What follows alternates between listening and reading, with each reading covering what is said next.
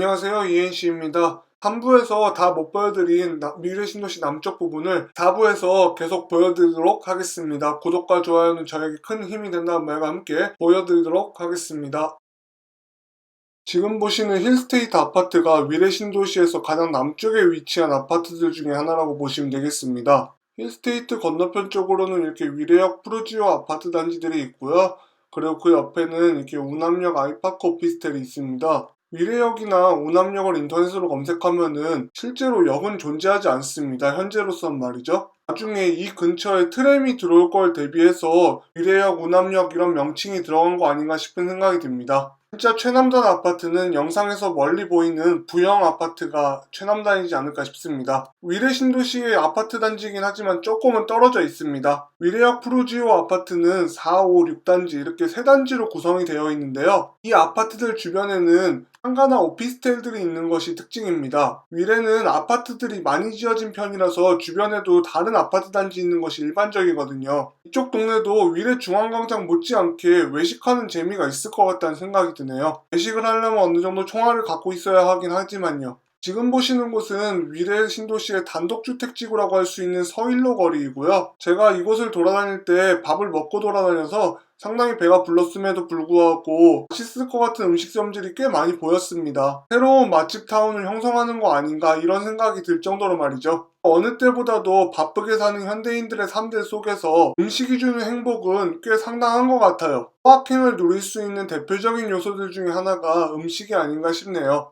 지금보다도 더 다양한 음식점들이 들어서서 더 많은 사람들이 맛있는 음식을 먹기 위해서 찾아올 수 있는 거리가 되었으면 좋겠네요. 위례 신도시 남쪽으로 와보니까 아직 아무것도 만들어지지 않은 곳들이 좀 보였는데요. 업무단지가 하나 제대로 들어왔으면 어떨까 하는 생각이 듭니다. 위례 신도시를 구석구석 다녀보니까 주거지 비중이 상당히 높다는 생각이 많이 들었거든요. 일자리도 이 주거지 비중이 어느 정도 맞췄으면은 좋지 않았을까 이런 아쉬움이 조금 남긴 했습니다. 이 점과 관련해서는 나중에 총평 언급할 때 더 자세하게 이야기할 수 있도록 할게요. 저는 다시 창곡천 쪽으로 넘어왔어요. 창곡천 중에서도 서편 쪽 말이죠. 아직 이 주변에 완성되지 않은 부지들이 많이 있는 거에 비해서 창곡천은 정비가 상당히 잘 되어 있었어요. 기왕 걷기 운동 할 거면 동쪽에서 서쪽까지 끝까지 창곡천을 걸어라 이런 의미일 수도 있겠죠? 창곡천 주변에 거주한다면 최소한 걸을 만한 데가 없어서 운동을 할 수가 없었다 이런 이야기는 듣기 어렵지 않을까 싶네요. 저는 성남 위례자이 아파트 쪽에 와 있고요. 이제 와서 느끼는 거지만 위례 신도시는 아파트 이름이 정말 다양한 것 같아요. 아파트 알아보실 때 사전에 정확한 명칭을 숙지하시고 알아보시길 바라겠습니다. 이쪽 주변에는 위례 중앙초등학교와 위례 중앙중학교가 있는데요. 실제로는 동서 기준으로 보면 조금 서쪽에 치우쳐져 있고 남북 기준으로 보면 중앙에 있습니다. 물론 북위례 쪽이 다 완공되면은 이쪽도 좀 남쪽같이 느껴질 것 같은데요. 그래도 중앙이라는 이름이 주는 임팩트는 상당한 것 같습니다. 위례 신도시를 대표하는 학교다 이런 느낌이 든다고나 할까요? 저는 개인적으로 북위례 지역 정도는 제외하고는 그 외는 다 만들어진 줄 알았는데 남쪽 위례 지역도 아직 한창 짓고 있는 아파트들이 좀 있었습니다. 지금 지어지고 있는 아파트는 행복주택이지만 서울하고 상당히 가까운 곳에 위치해 있어서 인기가 많지 않을까 싶은 생각이 듭니다.